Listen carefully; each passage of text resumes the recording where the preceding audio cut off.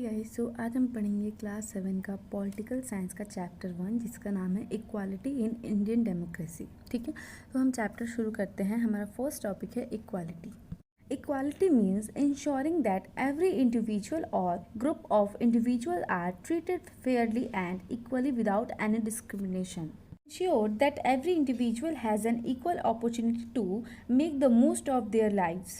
Nobody should be denied an opportunity of having a good life just because of who they are or what is their caste, reason or gender. Equality का मतलब क्या होता है? ठीक है, equality का मतलब होता है कि हम इसका ध्यान रखें कि सभी इंडिविजुअल यानी कि सभी पर्सन को, हर एक इंसान को हाँ उनका हक मिले। ठीक है, उनको ट्रीट किया जाए सबके बराबर। ठीक है, उनको मतलब उनके साथ फेयर किया जाए, उनके साथ कभी भी किसी टाइप का डिस्क्रिमिनेशन नहीं किया जाए। ठीक है, किसी भी बेसिस पे ये इंश्योर करना चाहिए कि सबको इक्वल अपॉर्चुनिटी मिले, चाहे वो कोई भी हो। ठीक है, लड़का हो, लड़की हो, अमीर हो, गरीब हो, किसी भी कास्ट का हो। ठीक है, किसी को भी मतलब अच्छी लाइफ जीने का हक है। ठीक है, किसी को भी आप डिस्क्रिमिनेट नहीं कर सकते हो किसी भी बेसिस पे। ठीक है, चाहे वो कोई भी हो, उनको हर तरह की अपॉर्चुनिटी मिलनी चाहिए और सबके बराबर मिलनी चाहिए। ठीक है, इसी को इक्वालिटी बोलते हैं। ठीक है, democracy and equality go hand in hand. Equality is the core of democracy. In a democratic form of government, laws are made by the same people who they apply. All citizens, irrespective of their caste, creed, region, gender, place of birth, education, or economic status, are considered equal in a democracy. Democracy ensures that no person or group suffer injustice or is discriminated against on any ground. The democratic government seeks to guarantee political, social and economic equality to all. यानी कि लोकतंत्र में क्या होता है, लोकतंत्र और समानता साथ साथ चलते हैं। ठीक है, उनको कभी अलग नहीं किया जाता। यानी कि लोकतंत्र में वहाँ पे समानता होना अनिवार्य है। ठीक है, समानता लोकतंत्र का मूल है। ठीक है, ये मूल है का मतलब क्या है कि उसका कोर है। ठीक है, आधार है, आधार भी हम बोल सकते हैं। ठीक है, क्या बताया जा रहा है कि सरकार के एक लोकतांत्रिक रूप में कानून उन्हीं लोगों द्वारा बनाया जाता है जिन्हें वे लोग नियुक्त करते हैं या फिर लागू करते हैं। ठीक है, जिन्हें वो चाहते हैं कि हाँ ये कानून होना चाहिए, तो उन्हीं के द्वारा बनाया जाता है वो कानून। ठीक है, लोकतंत्र में सभी नागरिक को उनकी जाति, धर्म, लिंग, जन्म स्थान या फिर मतलब जन्म का स्थान यानी कि वो जहाँ से जन्म ले रहे हैं, ठीक है, शिक्षा या फिर आर्थिक स्थिति के बावजूद समान माना जाता है। उन्हें किसी भी प्रकार से ऊंचा नीचे या फिर नीचे दर्जे का लोग ये सब नहीं मानना चाहिए। कॉन्स्टिट्यूशन ये चीज़ नहीं मानती है। ठीक है, परंतु लोग ये सब चीज़ें अभी भी मानते आते हैं। यानी कि डेमोक्रेसी जो है वो ये सुनिश्चित करता है, ये इंश्योर करता है कि सभी व्यक्ति या फिर समूह के साथ किसी की भी आधार पर अन्याय या फिर भेदभाव ना हो, ये उसको ना झेलना पड़े भेदभाव। ठीक है, लोकतांत्रिक सरकार सभी को राजनीतिक, सामाजिक और आर्थिक समानता की गारंटी देता है। यानी कि सरकार बोलता है कि हम आप सभी को हर प्रकार से मतलब जैसे कि सामाजिक हो गया, आर्थिक हो गया या फिर पॉलिटिकल लाइफ हो गया, सब में समानता की गारंटी देते हैं। हम आप सभी को समान देंगे। ठीक है, आप चाहे ऊंचे कास्ट के हो या फिर नीचे कास्ट के हो, आपका जन्म स्थल कहीं पर भी हो, आप इकोनॉमिकली स्ट्रांग हो या फिर वीक, आपको हर चीज़ में समान अधिकार ही मिलेगा। ठीक है, नेक्स्ट टॉपिक है फॉर्म्स ऑफ इनइक्वालिटी। इनइक्वालिटी कितने टाइप्स की होती है? तो फर्स्ट है जेंडर इनइक्वालिटी। ठीक है, पढ़ते हैं हम इसको। Disparity exists in India in various forms. Last few decades have seen a declining trend in the female ratio. It is being caused by the stereotyping that male child is preferable to a female child. This sometimes give rise to feticide even after their birth. Discrimination against girl children, since girls and women continues to exist by way of unequal opportunities available to them. Domestic violence and various forms of humiliation are meted out to them even now.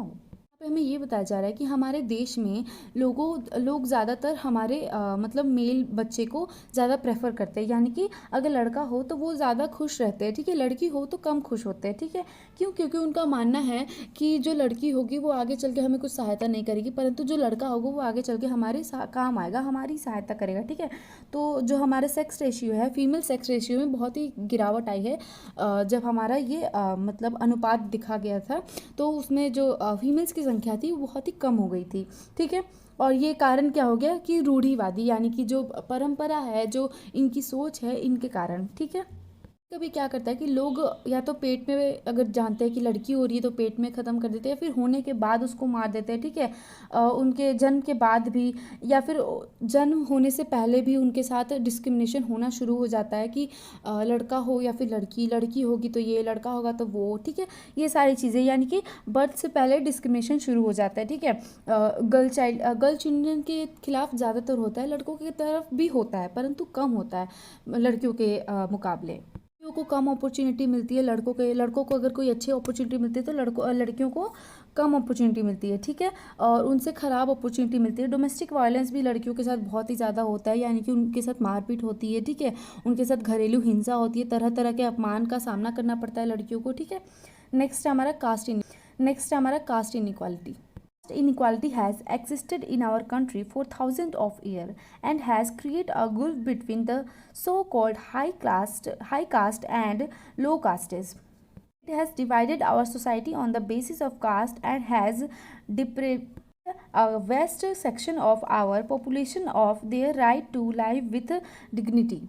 So-called lower class and untouchables were denied even the basic rights and were forced to lead a life of humiliation. Untouchability has been declared a punishable offense by our constitution, but even today we keep hearing of such cases. Many laws have been enacted and social initiatives take to protect and improve their socio-economic conditions.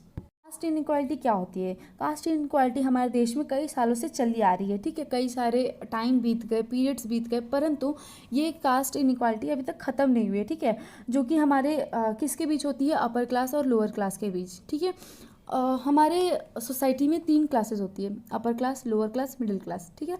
Upper class में भी 2 होती है, upper lower, नहीं sorry, हाँ हम बोल सकते हैं कि लोअर अपर एंड अपर अपर, ठीक है। मिडिल क्लास में भी यही lower middle and middle sorry upper middle. Lower class में भी यही कि lower lower and upper lower, ठीक है। तो इसमें भी 2 कास्टेस हो गए, ठीक है।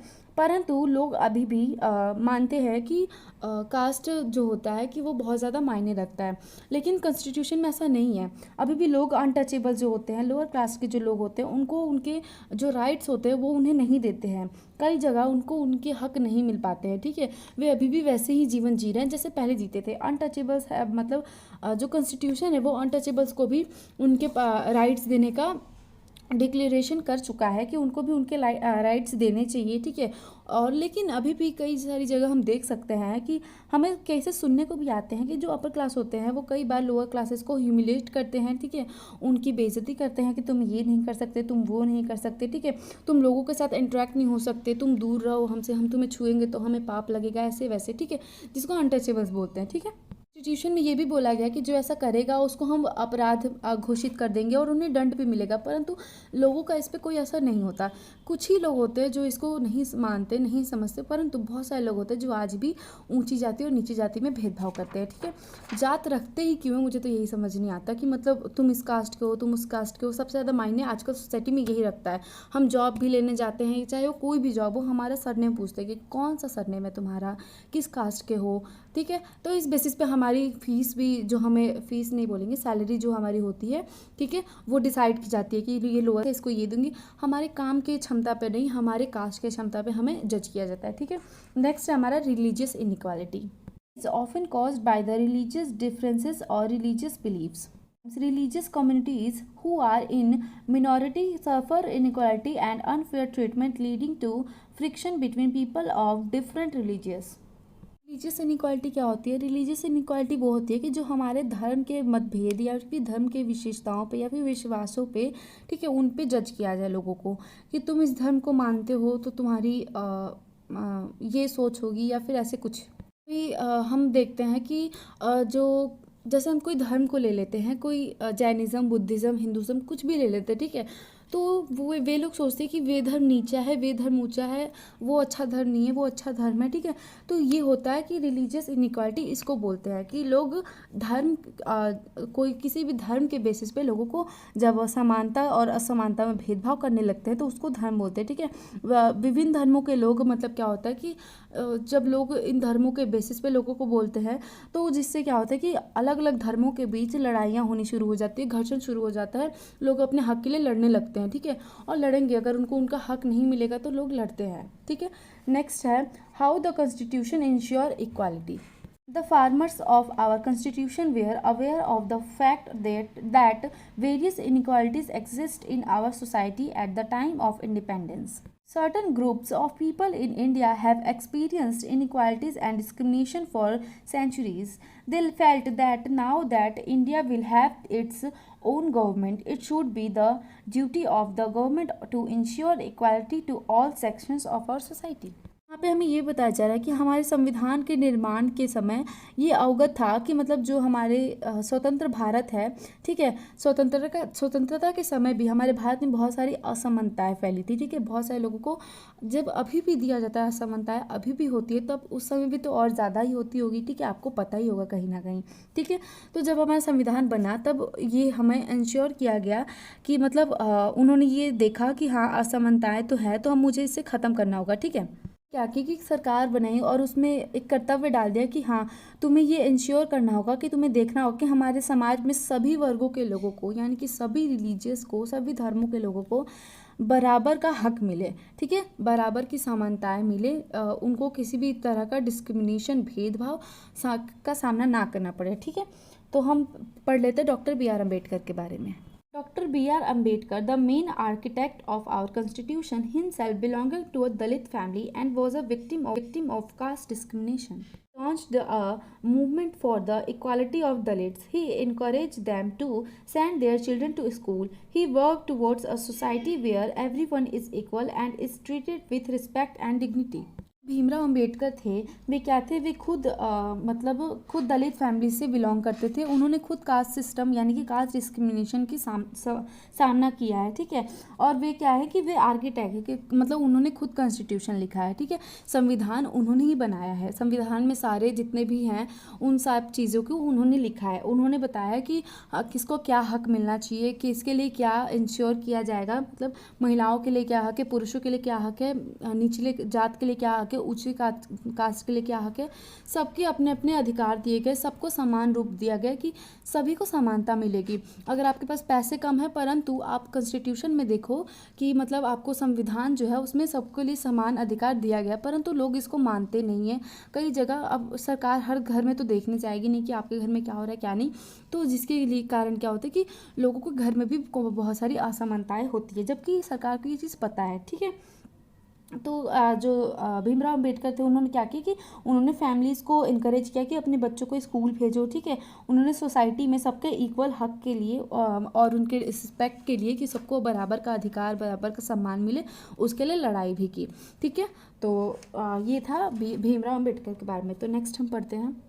This aim in mind, they laid down certain provisions in the Constitution of India which upholds the principle of equality. Some of these provisions are, according to the Constitution, सारे उद्देश्यों को ध्यान में रखते हुए उन्होंने क्या किया कि उन्होंने कई सारे संविधान बनाए, ठीक है, जो कि कुछ इस प्रकार है, हम उसको पढ़ते हैं, ठीक है। To equality is a fundamental rights, provides equal status and opportunity to every citizen. क्या बताया गया कि भारत के सभी नागरिक को बराबर के अपॉर्चुनिटीज़ मिलेगी, बराबर का हक मिलेगा, ठीक है, उनको बराबर की समानता मिलेगी। नेक्स्ट है article 14, equality before law. To all the citizens of the country, all citizens are considered equal before law. Law is same for everyone and applies equally to all citizens, from Prime Minister to an ordinary citizen or from the rich to the poor. Anyone who violates law is subjected to the same punishment. यहाँ पे हमें ये बताया गया है कि भारत के सभी नागरिकों बराबर, अगर वो कोई अपराध करता है, कोई गुनाह करता है, तो चाहे वो प्राइम मिनिस्टर क्यों ना हो, चाहे वो कोई अमीर क्यों ना हो या फिर कोई गरीब ही क्यों ना हो, सबको बराबर की पनिशमेंट मिलेगी, बराबर का अपराध मिलेगा, ठीक है। नेक्स्ट है article 15, no individual can be discriminated on the basis of race, caste, religious place of birth or it grants every person the right to access all public places including playgrounds, temples, wells, bathing ghats, shop or public places maintained by state funds. Earlier Dalits were not allowed to enter temple, ठीक है। तो यहाँ पे हमें क्या बताया गया कि किसी भी लोगों को कहीं भी जाने का हक है, ठीक है, चाहे वो कोई भी हो, उनको हर जगह जाने का हक है। पहले क्या था कि दलित को मंदिरों में घुसने का प्रवेश करने का अधिकार नहीं मिलता था। लोगों का मानना था कि अगर दलित जो है, जो अनटचेबल है, वो मंदिरों में चले जाएं, फिर उनको छू ले, तो वो क्या होता है कि वो उनको छुआछूत हो जाता है, कि वो उनको मतलब अनटचेबिलिटी की बीमारी हो जाती है, कि मतलब वो भी उनकी में शामिल हो जाते हैं। उनको नहाना पड़ता है, शुद्ध करना पड़ता है अपने आप को, ठीक है, कई सारे हवन करने पड़ते हैं। ये चीज़ पहले की सोच थी कि पहले के लोग इतना ज़्यादा मानते थे। अभी थोड़ा चलो कम हो गया है, परंतु अभी भी है ये चीज़, ठीक है। तो ये चीज़ है कि मतलब अब हर इंसान को हर जगह जाने की अनुमति है, चाहे वो मंदिर हो, मस्जिद हो, कहीं भी, ठीक है। नेक्स्ट है article 16, equality of opportunity in matters of public employment और appointment to any office under the state. 16 में क्या बताया गया है कि सभी व्यक्ति को सार्वजनिक रोजगार यानी कि किसी भी टाइप के काम में, यानी कि रोजगार में वो कोई भी तरह का काम हो, उसको अपॉइंट करने में किसी भी तरह की डिस्क्रिमिनेशन नहीं होगी। यानी कि आपको पता ही है कि किसी को भी घूस दे करके वो जॉब पा लेते हैं, ठीक है, सरकारी नौकरी लग जाती है, परंतु हमारे कॉन्स्टिट्यूशन में क्या है, ये अपराध है, ठीक है, इनलीगल है। लोग इसको मतलब नहीं मानना चाहिए इन सब चीज़ों को, उनको ना लेना चाहिए घूस, और ना देना चाहिए कि आप कुछ पैसे रखो और मुझे ये जॉब दे दो, ऐसे कर दो, वैसे कर दो, ये सारी चीज़ें, ठीक है। तो इसमें यही बताया गया कि जो एम्प्लॉयज़ होते हैं उनको बराबर से अपॉइंट किया जाना चाहिए, ठीक है, उनके किस चीज़ पे, मेरिट के बेसिस पे, ठीक है। नेक्स्ट है article 17, abolition of untouchability, practice of untouchability in any form has been made a punishable offence. में क्या बताया जा रहा है कि जो अस्पृश्यता है, ठीक है, यानी कि अनटचेबिलिटी की जो अस्पृश्यता है, वो या फिर उसका अभ्यास करना, यानी कि उसकी प्रैक्टिस करना, या फिर किसी भी तरह से सरकार को अगर ऐसा लगे कि आप ऐसा कुछ कर रहे हैं, ठीक है, तो वो भी क्या है, वो एक दंडनीय अपराध है, आपको उसके लिए भी सज़ा मिल सकती है, ठीक है। नेक्स्ट है article 18, abolition of titles. Constitution puts an end to all titles like Rai, Bahadur, Khan, Bahadur, etc. ठीक है, awarded by the British government. No titles other than military or academic can be awarded by the state. सरकार का क्या मानना है, constitution का ये मानना है कि जो अंग्रेज़ों द्वारा, ब्रिटिश गवर्नमेंट द्वारा जितने भी टाइटल दिए जाते थे, ठीक है, उन सब चीज़ों को बंद कर देना चाहिए, समाप्त कर देना चाहिए। मिलिट्री में भी कोई ऐसी टाइटल्स नहीं देनी चाहिए किसी को, उनके मतलब जैसे कि मैंने बताया कि नाम के बाद लोगों को टाइटल देख के जज करते हैं कि वो तुम इस कास्ट के हो, तुम उस कास्ट के हो, तो इस सब चीज़ों को ख़त्म कर देना चाहिए, ठीक है। Our constitution guarantee universal adult franchise. According to this, right to vote is given to every adult citizen to vote irrespective of his, her caste, religious, social or economic status or level of education. All adults have equal rights to vote. All citizens, rich or poor, irrespective of their caste, religion, gender or social status, use this power over the ballot box to elect or replace their representative. The vote of the President of India carries the same weight as the vote of an ordinary person. Constitution में universal adult franchise यानी कि सार्वजनिक वयस्क मताधिकार, जिसमें हमें vote के हक दिए जाते हैं, राइट टू वोट, ठीक है। तो इसमें क्या बताया गया है कि प्रत्येक व्यक्ति को वोट देने का अधिकार है, ठीक है, प्रत्येक हर उस मनुष्य को वोट देने का अधिकार है जो 18 साल का हो गया है, ठीक है। इस चीज़ में भी डिस्क्रिमिनेशन किया जाता है कि जो लोअर कास्ट होते हैं उनको कभी कभार वोट देने नहीं दिया जाता है, ठीक है। लोगों को हक है कि वो अपने प्रतिनिधि को चुन सके अपने वोट के बल पे। एक वोट बहुत ही ज़्यादा मायने रखता है, बहुत ज़्यादा कीमती रखता है, ठीक है, प्रत्येक व्यक्ति का वोट बहुत कीमती होता है, ठीक है। तो उनको सही डिसीजन लेना चाहिए वोट देते वक्त कि हम किसे चुन रहे हैं, वो हमारे क्या काम आएगा, ठीक है। तो प्रत्येक व्यक्ति को इसीलिए वोट देने का अधिकार होता है कि वे अपने आप को चलाने के लिए अपना एक परफेक्ट, एक अच्छा प्रतिनिधि चुन सके, ठीक है। नेक्स्ट हम पढ़ते हैं, नेक्स्ट है हमारा how to government ensure equality. पहले हमने क्या पढ़ा था, how to constitution ensure equality, अब है गवर्नमेंट, ठीक है। Government seeks to implement equality in our country by two ways. First, makes laws to protect the right of the people who have suffered equality, for example. तो रास्ते बताए गए हैं किस चीज़ के कि वो इम्प्लीमेंट कर सकता है इक्वालिटी के लिए, ठीक है। तो फर्स्ट है बता दिया, फर्स्ट में भी बहुत सारे पॉइंट्स हैं, तो पहले हम वो पढ़ते हैं फिर सेकंड पढ़ेंगे, ठीक है। किसके लिए अधिकार समानता का अधिकार बनाता है? जो असमानता का सामना कर चुके हैं, ठीक है, उनके लिए अधिकार बनाता है। तो यहाँ पे फॉर एग्जाम्पल यानी कि उदाहरण के लिए इन्होंने बताया, कुछ पॉइंट्स दिए हैं, हम उसको पढ़ते हैं। Empower women to participate in decision making at local level. Seats have been reserved for them in local bodies of panchayat and municipalities. Second है Hindu Succession Act 2005 ensure equality to women by giving women equal share in the property of their father. Third, seeking a dowry from women at the time of their marriage has been made a punishable offence. Fourth, Remuneration Act 1976 has made it mandatory for the employers to give equal wages to men and women for equal work. Fifth, Government of India passed the Disabilities Act in 1995. This law states that persons with disability have equal rights and that the government should make possible their full participation in society. Government has to provide free education and integrate children with disabilities into mainstream schools. This law also states that all public places, including public buildings, schools, etc., should be accessible and provided with ramps. Reservation of a certain percentage of jobs for the scheduled caste, scheduled tribes, and other background classes. This has helped in diminishing the gap between the upper and lower castes by providing increasing opportunity in jobs to the latter.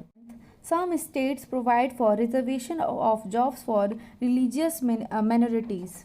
यहाँ पे हमें ये बताया जा रहा है कि जो गवर्नमेंट है वो कैसे इंश्योर करती है इक्वालिटी, कि वुमेंस को बराबर के पार्टिसिपेशन का हक दे करके। वुमेंस आज पंचायत और म्यूनसिपैलिटीज़ में भी काम कर सकती हैं, उनमें बराबर के हक है, उनके लिए रिजर्वेशन भी है, उनके लिए बराबर का सीट रखा जाता है, ठीक है। वुमेन को भी हक है कि वो भाग ले सके। पहले वुमेंस को पॉलिटिकल लाइफ में भाग लेने का कोई अधिकार नहीं था, परंतु आज है, ठीक है। वुमेंस भी डिसीजंस ले सकती हैं, ठीक है। सेकेंड है हिंदू सक्सेशन एक्ट 2005। ये इंश्योर करती है कि वुमेन को बराबर का हक दिया जाए, बराबर की शेयर दिया जाए उसके पापा के प्रॉपर्टी में। पहले वुमेन्स को नहीं दिया जाता था, पहले उसके केवल भाई को, लड़कों यानी कि लड़कों को प्रॉपर्टी में से हिस्सा दिया जाता था, परंतु आज वुमेन्स को भी ये हक दिया जाता है। थर्ड है कि किसी भी लड़के को किसी भी लड़की के घर से डॉरी यानी कि जब वो उसके घर से दहेज लेता है वो पनिशेबल है। किसी भी लड़की को दहेज नहीं देना चाहिए, ना किसी लड़के को मांगना चाहिए, ठीक है। दहेज देना अपराध है। एक्ट 1976 में ये बताया गया है कि सभी एम्प्लॉयज़ को, चाहे वो लड़का हो या फिर लड़की, अगर वो बराबर काम करे तो उनको बराबर वेजेस देने चाहिए, ठीक है। ऐसा नहीं कि किसी को कम किसी को ज़्यादा, ठीक है। जो इंडिया की गवर्नमेंट है वो डिसेबल पर्सन्स के लिए, मतलब डिसेबिलिटी एक्ट इन 1995 के तहत उन्होंने क्या किया कि जो जितने भी डिसेबल पर्सन हैं उनके लिए भी अलग से उन्होंने सबके लिए इक्वल राइट्स रखे हैं कि सबको बराबर का अधिकार है। अगर वो काम करने के लिए सक्षम है, उनकी काबिलियत है उनमें उस काम को करने के लिए, तो उनको उसमें भी बराबर का हक दिया जाएगा, ठीक है। वो सोसाइटी के सभी फैसलों में भी हिस्सा ले सकते हैं, ठीक है। उनको हर तरह की फैसिलिटी प्रोवाइड की जाती है। जो डिसेबल बच्चे होते हैं उनके लिए भी अच्छे स्ट्रीम्स है, वो अच्छा पढ़ सकते हैं, ठीक है। उनको भी किसी प्रकार से डिस्क्रिमिनेट नहीं किया जाता है, ठीक है। पिछड़ी जाति के लोग हैं यानी कि लो कास्ट है, उनके लिए भी रिजर्व सीट है, उनको बराबर का हक दिया जाता है, चाहे वो कोई भी हो। उनके बच्चों को भी स्कूलों में बराबर की पढ़ाई की हक दी जाती है। आजकल उनके लिए भी कुछ रिजर्व सीट रखी हुई है कि उनके बच्चे जो कि फ़ीस नहीं दे पाते हैं, उनके लिए अलग से सीट है, जो कि उनके लिए जॉब में सीट है, ठीक है। हर तरह की फैसिलिटी हर लोगों को मिल रही है, ठीक है। उनको भी हर लाइफ में, मतलब रिलीजियस और क्या बोलते हैं, सोसाइटी, सोशल लाइफ या फिर रिलीजियस लाइफ, पॉलिटिकल लाइफ, उस हर चीज़ों में भाग लेने का अधिकार है, ठीक है। तो यहाँ हमारे पास फर्स्ट पार्ट खत्म होता है, सेकंड पार्ट हम नेक्स्ट वीडियो में देखते हैं, ठीक है। अगर आपको कोई भी डाउट हो आप कमेंट सेक्शन में पूछ सकते हैं। धन्यवाद।